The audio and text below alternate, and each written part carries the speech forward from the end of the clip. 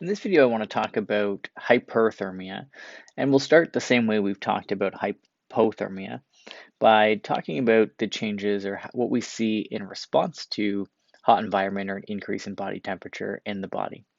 Now, the response to hyperthermia is very similar to hypothermia, except for where the effectors or where the thermoreceptors are going to live.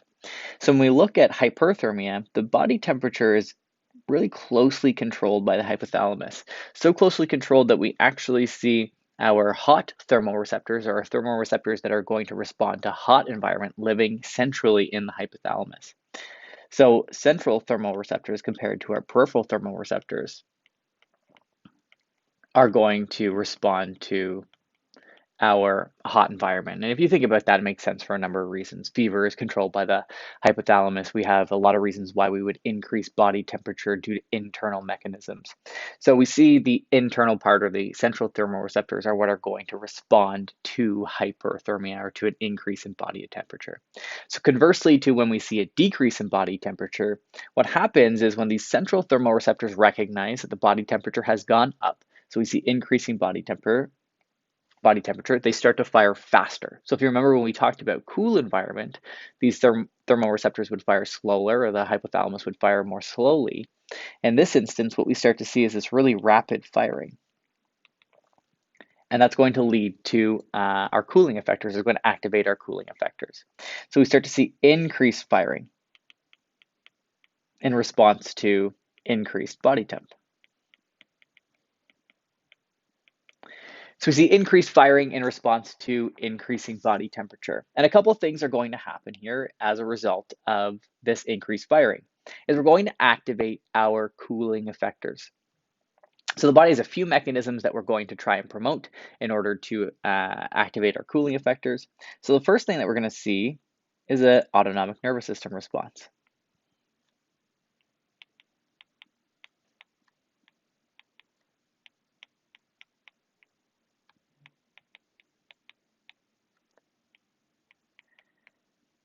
And this response is going to be different than when we looked at the cooling patient, the patient who has hypothermia, is we're going to want to increase heat loss. So the whole goal here is to activate these cooling effectors to promote heat loss. And our body's a couple of really good ways of doing this. First is this autonomic nervous system is going to activate our muscarinic receptors. So we activate muscarinic receptors on our sweat glands.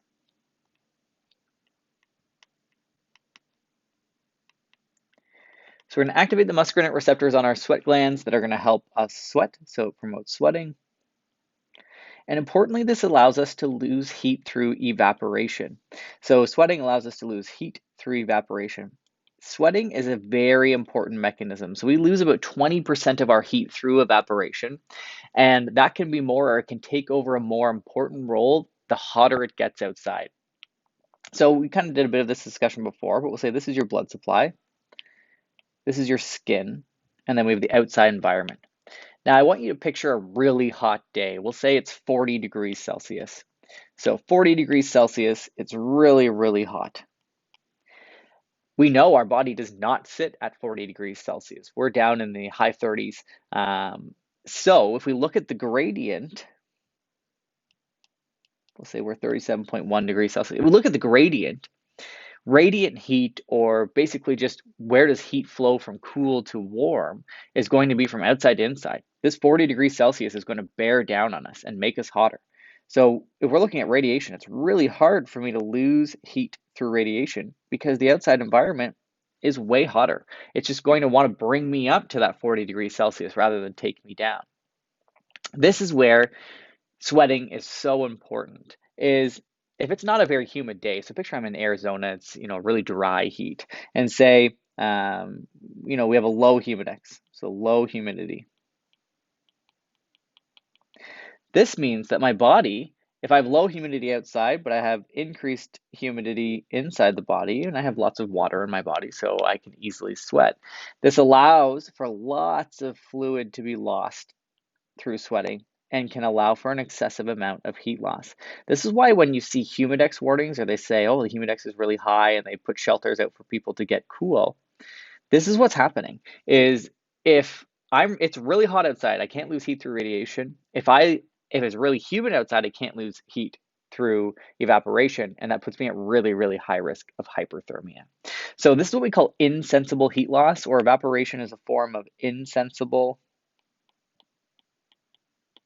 heat loss, and it's extremely important to our ability to thermoregulate. The other thing that we're going to see is deactivation, or we're going to shut down those alpha 1 receptors. So we're going to decrease alpha 1 response, which we know is going to lead to vasodilation, which means you're going to circulate more blood to the periphery.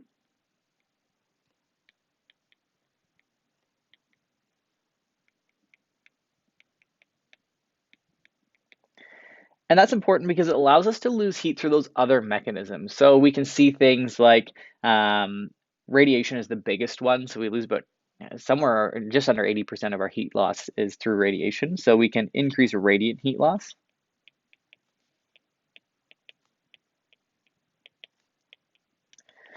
And it also allows us for heat loss through convection or conduction. So say jump in a cool pool, or I'm sitting on a cool surface like a piece of concrete or something like that that's in the shade, I can lose more heat that way too. So I can increase radiant heat loss. I also start to increase conduction and convection.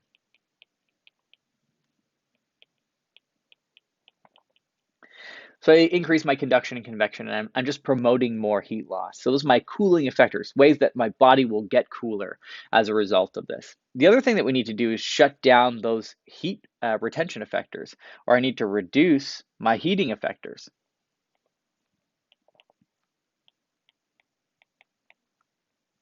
So I need to stop producing so much heat. And one of the main ways we're going to do this is you actually see a neuroendocrine response where I decrease release of our thyroid releasing hormone, TSH, and those types of things. So I start to see decreased thyroid releasing hormone, which means we start to see a decrease in thyroid stimulating hormone, a decrease in T3 and T4. And we know that at the end of the day, really what we want to do is decrease that basal metabolic rate. Or I want to stop having metabolic heat production. So we want to decrease that basal metabolic rate. One of the other things that we're going to do directly from the hypothalamus that we know is we're going to stimulate thirst. And that's going to help because A, it keeps us hydrated. If we're losing lots of heat through sweating, we need to be hydrating. And also we can drink cool fluid that can help cool us from the inside. So thirst is an important part here, and that's stimulated by the hypothalamus. So we need to replenish our fluids, and it can also help cool us. So those are the ways, or those are the mechanisms through which the body is going to attempt to increase or basically decrease our body temperature, get rid of all this heat that's being produced. So one of the things we need to think about is, well, why does our body temperature increase so much, or why do we end up becoming hyperthermic? So how do we get to a point where these mechanisms are failing and we have overcome the ability to cool our body, and our body temperature gets too high? So that's what we'll look at here. And there's three main mechanisms involved in hyperthermia. So there's basically three ways in which someone is going to become hyperthermic. The easiest one, and the one that we're probably most familiar with, is environmental. So either it's just really hot outside, so we can have this environmental effect that leads to, so maybe it's just really hot outside, our temperatures are really high, so that can really just be outside temp. The other consequence could be that maybe I'm exercising. So the other part is that I'm exercising maybe in a hot environment, or I'm doing something that's increasing my body temperature. So it's important to be to recognize that. So any moderate exercise. So if we're doing basically moderate exercise, you can start to see a 1 degree Celsius increase per hour in our body temperature. So just something to be mindful of is that exercise alone can lead to hyperthermia. So the other things, so those are kind of the two most common ones that you'll see, are someone outside in the heat for too long, elderly person maybe outside in the heat for too long. The other thing that can happen is we have failure of our thermoregulatory mechanisms. So for some reason, our hypothalamus fails. So maybe I have something wrong with my hypothalamus.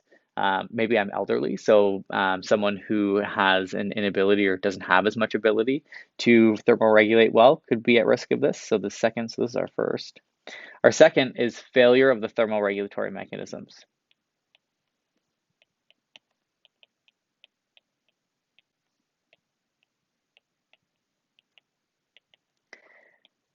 We know that the very old and very young are at risk of this. So the hypothalamus is underdeveloped or is it becoming impaired the older that we get.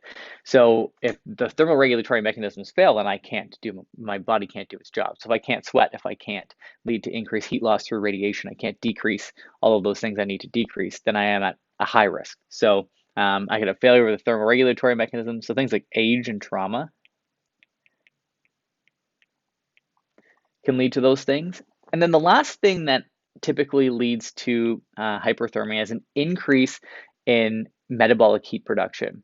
So we look at people who, we get the little cell down here, and something has stimulated these cells to increase metabolism at such a high rate that they are just burning off heat, or we have this huge increase in BMR that's leading to the patient becoming hyperthermic. And this is another one that we'll typically see in things like drug overdose, alcohol withdrawal, or those types of things. So the third and another concerning aspect is that we can have a patient who has excessive metabolic production of heat.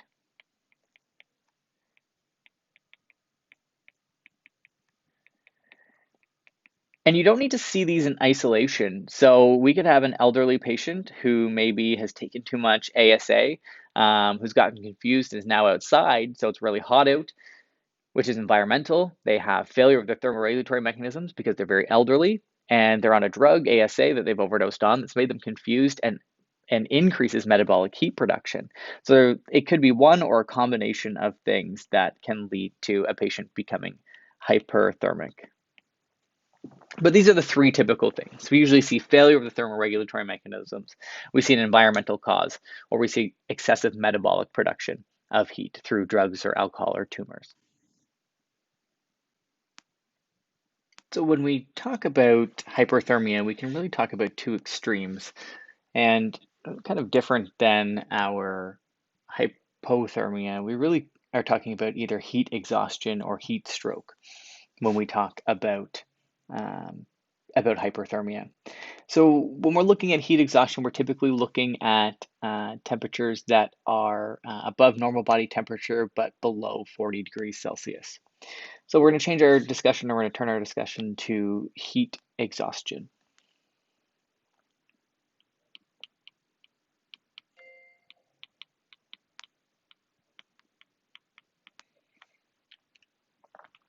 So in heat exhaustion, basically what's happening is the body's temperature is increasing and compensation is actually working here. And that's one of the things that's kind of different from hypothermia is signs of heat exhaustion are really related to the fact that our compensatory mechanisms have been successful. So it's fairly straightforward to understand because the problem or the issue is the body temperature has gone up. So the temperature has increased and we are not able, or our compensatory mechanisms are failing to keep us cool, but the symptoms of heat exhaustion are really related to the fact that the compensatory mechanisms are still trying to do their job. So our temperature is going up to cause heat exhaustion, and our thermoregulatory mechanisms are not keeping our temperature down, but it's the function of those thermoregulatory mechanisms that's causing a lot of the complications we see in heat exhaustion. So in heat exhaustion, what happens is we start to see an increase in body temperature. So our body temperature increases, or we have this increase in body temperature. And it's going to obviously lead to some compensatory mechanisms. So we start to see activation of compensation.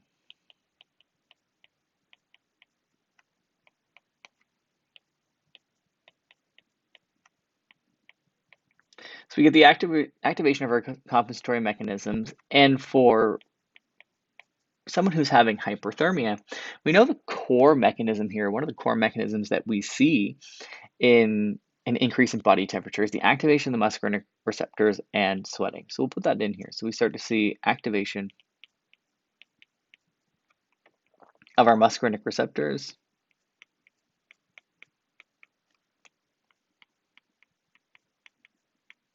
The patient starts to sweat excessively. We start to see sweating.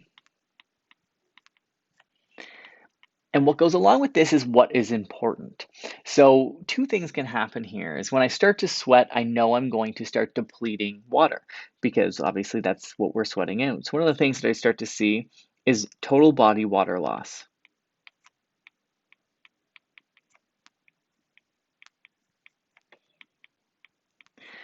So we start to deplete our H2O supply. The other thing that's happening is I know to sweat, I have to be getting rid of our sodium. So we also start to see sodium depletion.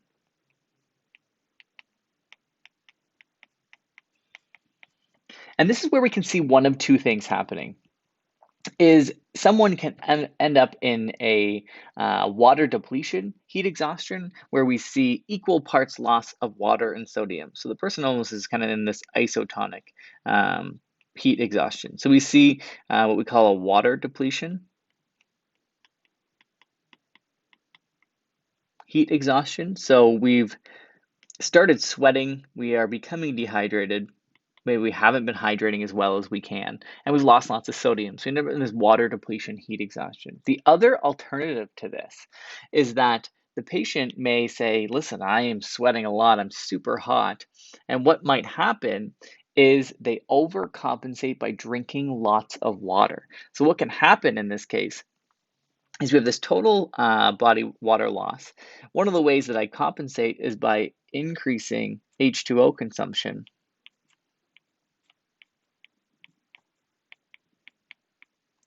And if you think about the problem here is when I have just an increase in H2O consumption, what's left over is this sodium depletion.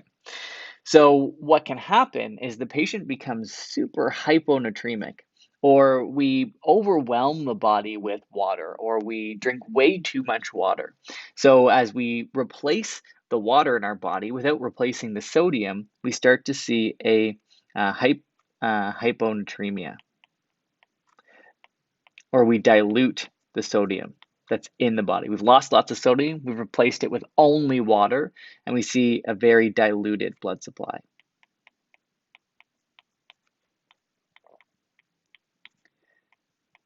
And this is why electrolyte replacement is so important in these patients, because we can't just replace that water, we have to replace the sodium as well. And we can see two different things happening here. So what we typically see is our signs of heat exhaustion start to show up as a result of this. So as we can guess, one of the big things is the patient usually has wet skin. So wet, sweaty skin is a common sign and symptom that we see in these patients, and that's clear here because they're sweating so much. Some of the other things that we start to see as a result of the dehydration, so the dehydration and the loss of sodium, so these two things combined can lead to a number of symptoms. Our dehydration and our loss of sodium is an irritant to our GI system. So we start to see things like nausea and vomiting.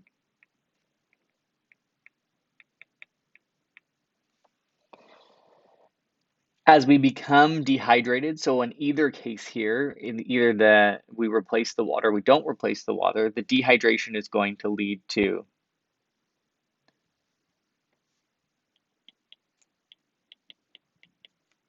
compensation. So we start to see an increase in heart rate.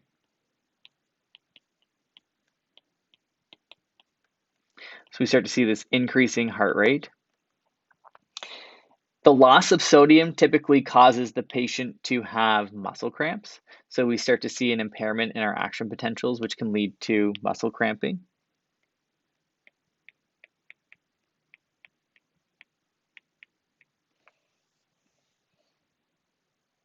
And the patient may feel faint or dizzy as they have the loss of body water. So increased heart rate, we could see a decrease in blood pressure.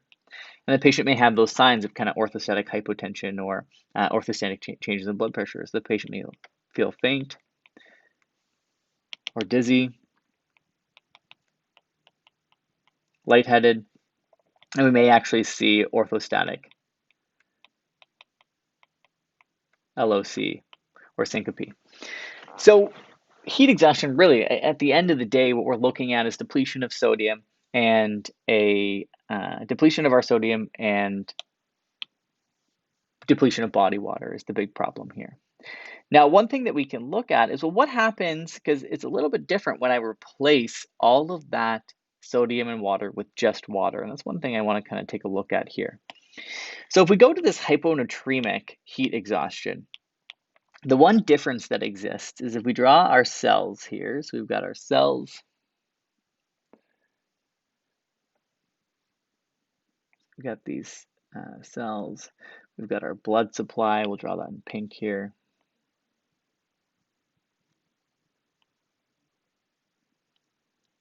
And you've got the external environment. We know what's happened is if we're looking at kind of the normal body, we would typically have sodium living in the extracellular spaces. So we would have sodium living extracellularly and would assist in the osmotic gradient. We know we have proteins in our cells. But what's happened in this case is we've lost all this sodium. So the sodium is exited with water through sweating. So we've lost sodium, or sodium has exited the cells in the body. So we have lost sodium from our tissues and cells, which are our cells in here. We know we've lost a lot of water as well, because the water follows the sodium through the sweat glands. But what has happened in this instance, and we'll draw some water here, usually it's in equal parts, is I've just replaced the water. So now I've drank all this water and I have a ton of water in my blood supply. I know I have these kind of big proteins that live in my cells. And what starts to happen is the fluid wants to third space, or it shifts from the blood supply into the interstitial space. And what's interesting about this is you're probably thinking, well, if I'm drinking water, why would the patient still seem dehydrated? Or why may the patient still seem as though they're dehydrated? And this is the problem, is because they've replaced only water, it leads to a hypotonic blood supply. So because they've replaced only water, we have a hypotonic blood supply. And because the gradient exists the way it does, or fluid wants to move into the proteins within our cells, or that the proteins create this gradient, we start shifting all of this water into the interstitial space or the cellular space. And we get swelling. So one of the big problems here is that the patient remains dehydrated. So the fact that they have replenished all this water really doesn't make a difference, because they're still dehydrated, because the fluid's not where it needs to be. It's not in the blood supply circulating to all the tissues. So the patient is still dehydrated. We need that proper gradient in order to allow that blood supply to keep our blood pressure up, perfuse our vital organs, and those types of things. So you still see the same symptoms. So whether I've replaced it with lots of water, I get or I've replaced it with nothing and I have lost just sodium and water together, it doesn't make a difference. So whether I have this hyponatremic heat exhaustion or this water depletion heat exhaustion, the symptoms are still the same. The only difference here is that this patient, so the patient who has the hyponatremic heat exhaustion, is at higher risk of cerebral edema.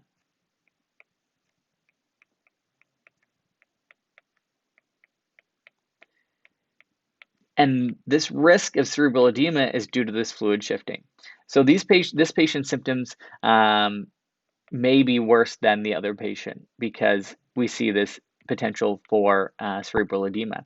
So the patient's headache, dizziness, those types of things may be worse in this patient because they're at risk of this fluid shifting. So that's what heat exhaustion looks like, is when we have an increase in body temperature, we start to activate our compensatory mechanisms and we sweat a lot and we can't keep the body temperature down. So we start sweating a lot, and we could do one of two things. We replace it with just water, or we can replace it with nothing and we become dehydrated. And when we're looking at heat exhaustion or a increased body temperature up into and including 39 degrees Celsius. Really what is happening is the dehydration is the big problem here. So I get the nausea, vomiting, muscle cramps, increased heart rate, decreased blood pressure, syncope, all of those things that are associated with heat exhaustion or dehydration. So when we go to our next problem here, which is heat stroke, this is when compensation truly fails. So the next problem that exists is when we get to heat stroke. And in heat stroke, all of these things still exist. So when we're looking at heat stroke, we're still talking about all of these challenges that exist for the patients. We have the increase in body temperature, we have the sweating, we have the loss of fluids, the dehydration, all of those things um, that go along with heat exhaustion. They still exist in heat stroke. The only difference here is what level the body temperature has gotten to. So in heat stroke, what's happened is the body temperature has risen to around 39 to 41 degrees Celsius. So what happens is we've had failure of our compensatory mechanisms and the body temperature is getting out of control. So in heat stroke, all of this leads to failure of compensatory mechanisms.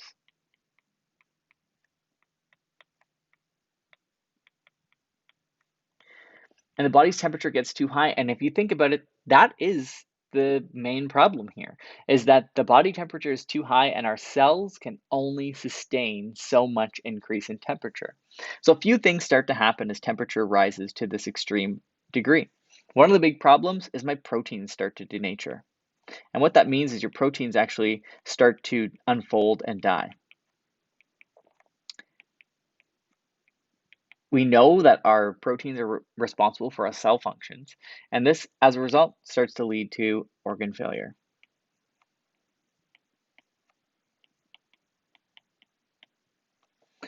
The other problem is that we start to see a huge amount of inflammation occur. So as the body temperature moves up and cells start to die, we start to see an inflammatory response. So we start to get this inflammatory response, and as we know, with inflammatory response, what we start to see is vasodilation and increase in permeability. So as the temperature continues to rise, we start to see an increase in inflammation, leads to vasodilation, further increase in permeability. And if you think about this compared with the other things we talked about, we're now at severe risk of cardiovascular collapse. So our blood pressure drops significantly.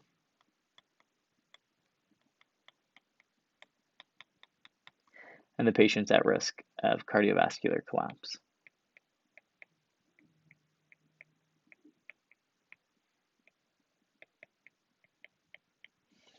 And then finally, the other problem is that we actually see physical damage to the vascular endothelium.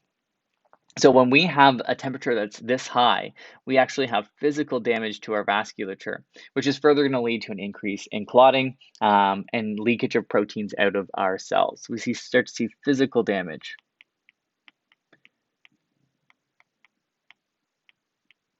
To the vasculature. And the big problem here, like I mentioned, is we start to see protein leakage, or can lead to proteins leaking out of our vasculature, which is going to lead to more fluid shifting and a huge amount of problems for this patient.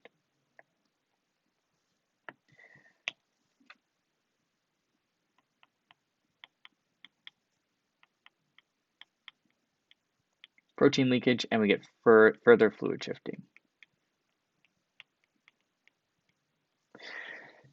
So this patient is at risk if you think about all of these things. And really what starts to happen is the patient ends up in a shock state and their organs begin to fail. And we think about what's going on here as we lose their total body volume. One of the risks to this patient is that they're going to enter a hypovolemic shock.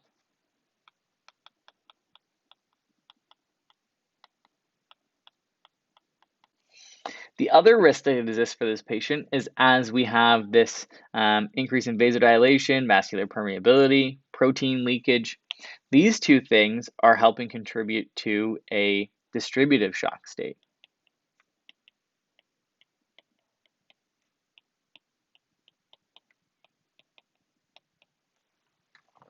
So the patient's main consequence here, the main cause of death in this case is going to be cardiovascular collapse, or the patient will end up in shock leading to disseminated intravascular coagulation.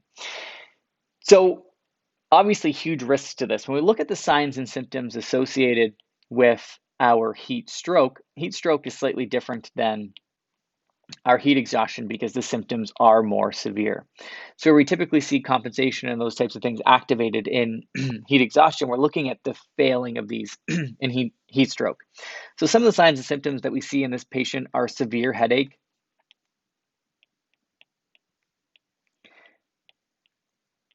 and that's due to not only the dehydration, but also the cell death.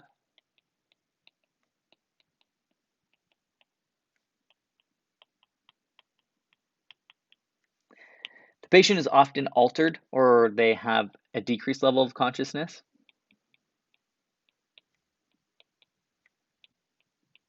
If we think about this, again, it's related to the cell death and the decreased cerebral perfusion.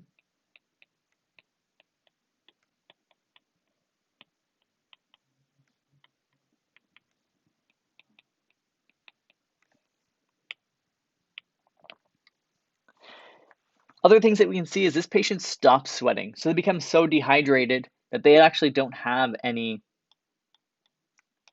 sweat left in order to, or water left in order to sweat. So this is due to that severe dehydration.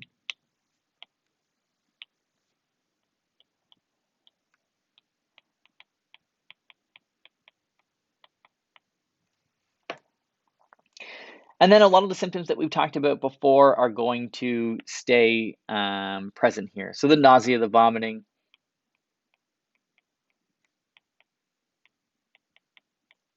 The patient's skin will actually be hot to the touch. And again, think about what we're talking about here. Temperature between 39 and 41 degrees Celsius. That's very hot for the body temperature. So the patient will be hot to the touch. And typically we'd expect those signs of shock that we would see. So increased heart rate, could be a decreased heart rate. And typically we're looking at this point of the blood pressure being decreased. So the patient may be in a compensated or decompensated shock state. One thing to note is that 41.7 degrees Celsius is the body's thermal maximum. So if the body increases past that, so if we go past that 41.7 degrees Celsius, death will usually occur within less than an hour.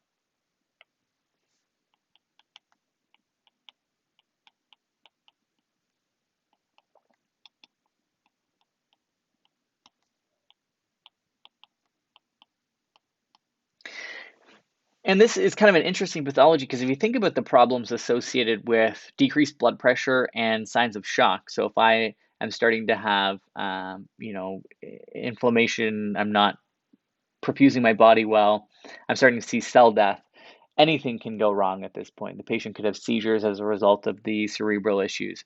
We see liver failure, renal failure, heart failure, arrhythmia. So very similar to our end stage is what we're seeing in these heat stroke patients. It's just the heat that has pushed them to that end level. The organs are dying, the proteins are starting to denature, and they're becoming so severely dehydrated that they can no longer perfuse their tissue well. So these are the things to consider. So again, when we're looking at heat stroke, we're really looking at that patient that's between the 39, 41 degrees Celsius body temperature, and then these dramatic changes to the cells. So we see inflammation, damage to the vasculature, and the proteins start to denature. When you look in your slides, you'll see basically a comparison between classical and exertional heat stroke. I'll let you take a look at that chart and notice the difference there. Really, the big thing is that when we look at a exertional heat stroke, we're talking about someone who is an environmental factor that's played a role. When we're looking at classical heat stroke, what can happen is elderly patients may not sweat as well, and they're often taking medications that can lead to hyperthermia. So a classical exertion really is just used to define that patient who may be having heat stroke as a result of those other things that we've talked about.